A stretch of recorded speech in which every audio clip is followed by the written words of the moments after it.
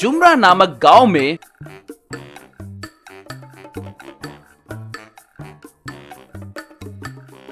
भिक्षु नामक एक मिस्त्री रहता था। वो आसपास के गांव के लोगों का घर बनाता रहता था। एक दिन उस गांव के प्रेसिडेंट से भिक्षु, प्रेसिडेंट जी, सरकारी घरों का काम खत्म हो गया, मुझे देने वाले पैसे दिए तो मैं मजदूरों को दे दूंगा। कमाल करते हो भाई, सरकार के पैसे आने के लिए कितना वक्त लगता है तुम्हें पता है ना? 1 हफ्ते के बाद देखो। देखिए, ये कहानियाँ आप किसी और से बोलिए, मुझसे नहीं। सरकार ठीक समय पर पैसे देती है, ये मुझे पता है। वैसे मैं एक नया घर बनाने की सोच रहा हूँ, मुझे मटेरियल खरीदना है। अगर आप पैसे किए तो क्या करना है मुझे अच्छे से पता है, सोच लीजिए। भिक्षु, तुम भी ना क्यों गुस्सा करते हो भाई? तुम्हारे बारे में मुझे पता है ना। अगर तुम चाहे तो सीएम भी बन सकते हो, सही ना? मजाक बहुत हुआ। अगर कल मेरे पैसे मुझे नहीं मिले तो आपको सिनेमा दिखाऊंगा, कहकर वहाँ से चला गया। प्रेसिडेंट अपने आदमी मोहन को बुलाकर,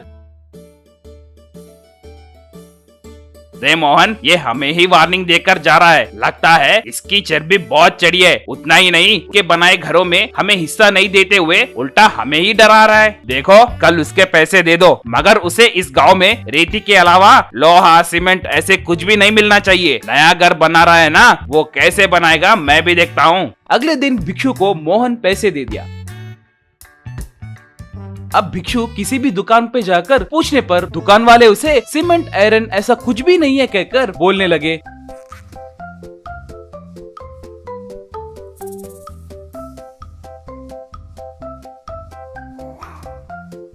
वो निराश हुआ और घर आया। भिक्षु अपने पत्नी दीपाली से, ये सब जरूर उस प्रेसिडेंट का करतूत ही है, नहीं तो हर दुकान में भर भर के सामान है, फिर भी वो लोग मुझे सामान नहीं है कह रहे। तो क्या हुआ जी, बगल वाले गांव से मंगवाएंगे ना, तब उसे सबक मिलेगा। मैंने वो भी कोशिश की है, बगल वाले गांव में रेट दुगना बोल रहे हैं। अगर वो खरीद कर घर बनाए तो हमारा काम तमाम हो जाएगा। कम से कम हम स्लैब तक नहीं बना सकते। तभी वहाँ पर भिक्षु का दोस्त राजेंद्र आया। 200 साल पहले ये आयरन सीमेंट के बिना लोग घर कैसे बनाए होंगे, और वो अब के इमारतों से भी बहुत मजबूत रहते थे। उस जमाने में रेत, चूना पत्थर, अंडे का सुना, वो सब मिलाकर बनाते थे। ऐसा मैंने हमारे दादाजी बात करते समय सुना था। वैसे भी आजकल उस तरीके से घर कौन बना रहा है? हम बनाएंगे रे। हमारे गांव में ऐसे पुराने जमाने के तकनीक जानने वाले एक बुजुर्ग हैं, वो हमारी मदद कर सकते हैं, कहकर उस गाँव के बूढ़े के पास लेकर गया।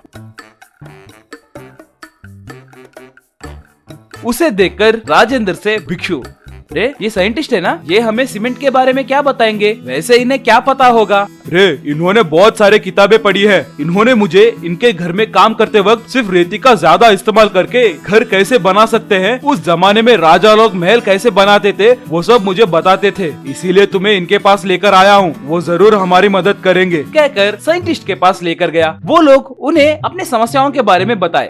उनके बातें सुनकर साइंटिस्ट रेत और थोड़ी चीजों का इस्तेमाल करके सैंड हाउस कंस्ट्रक्शन कैसे बनाते हैं उन्हें बताया। वो उनका शुक्रिया अदा करके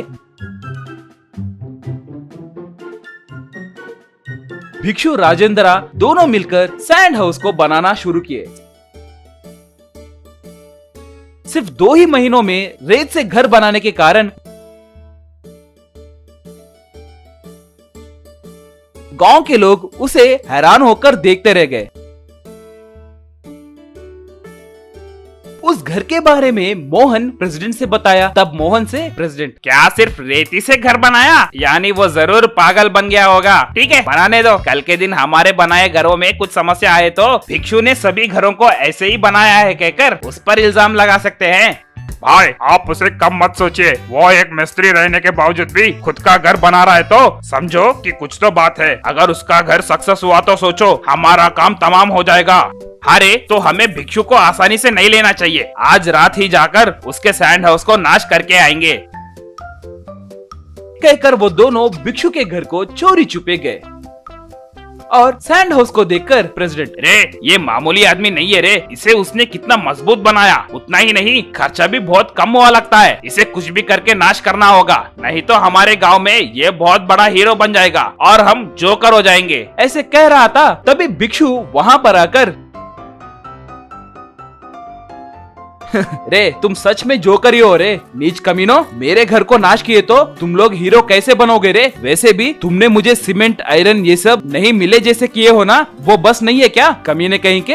हे भिक्षु, तुम यही हो क्या? मैं ऐसे ही मजाक कर रहा था, तुम बेकार में सीरियस हो जा रहे हो। You crazy boy. बॉय गया तेल लाने। रे तेरी हड्डी फसली तोड़े तक तुम नहीं मानोगे लगता है। मुझे सब समझ में आ गया है रे। रे भिक्षु, ऐसे पागल कुत्ते को यूं ही नहीं छोड़ना चाहिए, भागा भागा कर मारना चाहिए। और क्या सोच रहे हो? चलो इन्हें खूब पीटेंगे कहकर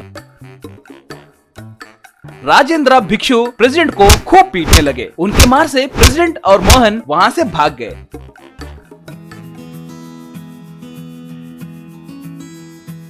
उसके बाद प्रेसिडेंट और मोहन सैंड हाउस के आसपास भी नहीं दिखे। उतना ही नहीं, वो सैंड हाउस आसपास के गांव में बहुत मशहूर हुआ। उनके जैसे घर बनाने के लिए लोग भिक्षु को पूछने लगे। सिरोल के गांव में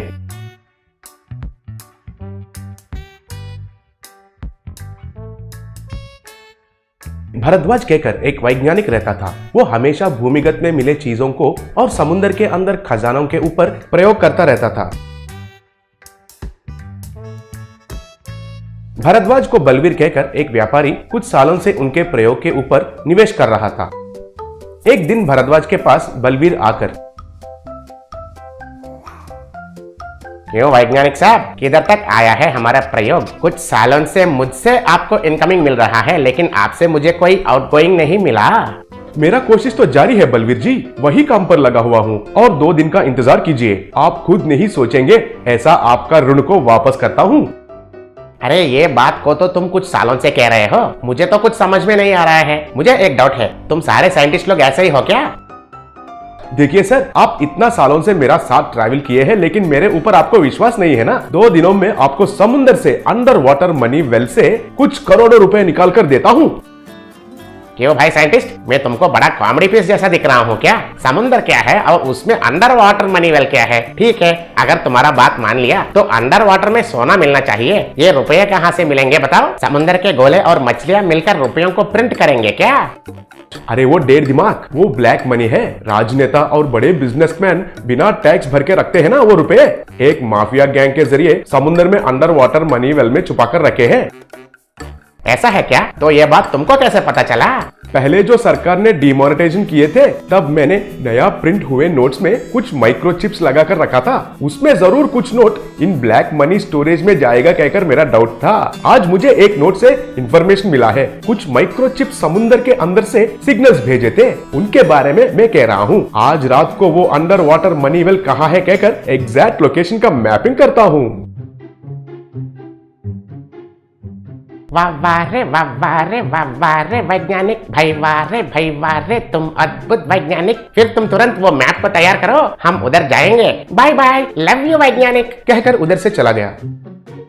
इन दोनों के बातों को भीम कहकर एक चोरों का नायक चुपके से सुन लिया और उनके अनुगामियों के साथ, भीम सुनो साथियों, वो कुछ मैप के बारे में बात कर रहे हैं। अगर वो मैप को हम चुराया तो उस मनी वेल से उन पैसों को भी चुरा सकते हैं।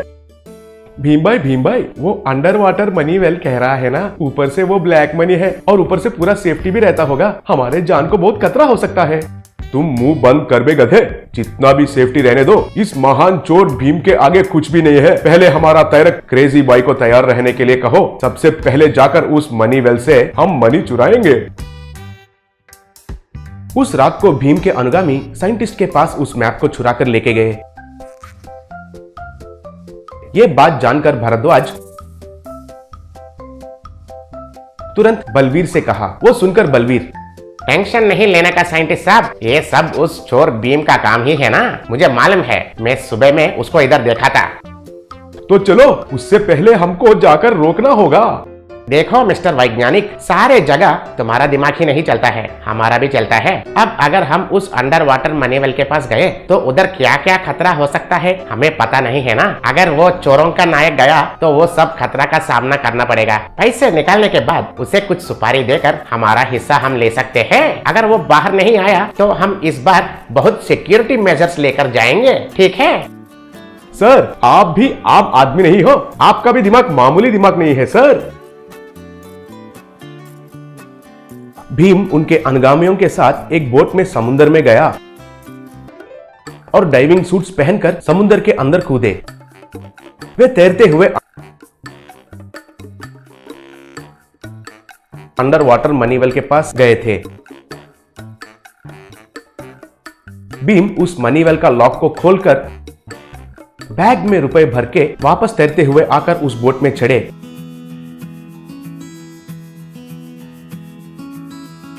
और उस बोट में सब किनारे पहुंच गए।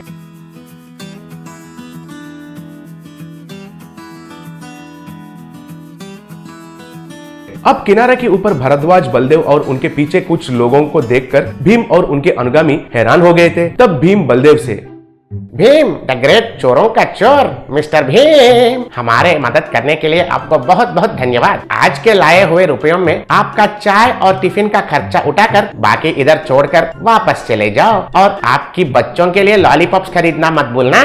नहीं नहीं, ये मैंने बहुत मुश्किल से कमाया है, इसमें से मैं आपको 1 रुपए भी नहीं दूंगा। अबे ओए, ये तुम्हारे पैसे हैं? ये हमारा वैज्ञानिक का सालों का मेहनत का खजाना है और इसमें मैंने निवेश किया है। शायद तुमको आज हड्डी टुटवाने का भविष्य लिखा हुआ है। देखिए सर, मेरे पीछे भी लोग हैं, एक बार सोच लो। अरे तुम्हारे आदमी तो चोरी करने में मशहूर हैं, लेकिन मेरे आदमी तो हड्डियां तोड़ने में मशहूर हैं। बॉयज, जाकर उनका पूरा हड्डियां तोड़ दिया जाए। तब बलवीर के आदमी भीम और उनके आदमियों को खूब पीटे। बाद में भीम को कुछ पैसे देकर भारद्वाज और बलदेव उनके आदमियों के साथ वापस चले गए।